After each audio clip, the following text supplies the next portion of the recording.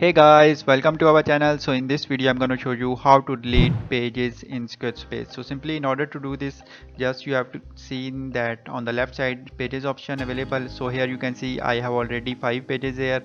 So now I want to delete the pages, like I want to delete this one. So simply what should I do now? Just go to pages and after that just here select the page that you want to delete. Simply I have select this one because I want to delete this page.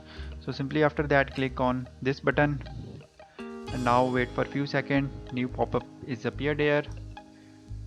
So now after that when your pop-up is appeared, simply just scroll down and here you can see the delete page option. So I click on delete page and now here you can see delete option. Simply click on delete and now here you can see our page is finally removed. Now go to home section. So in this way you can delete page in Squarespace.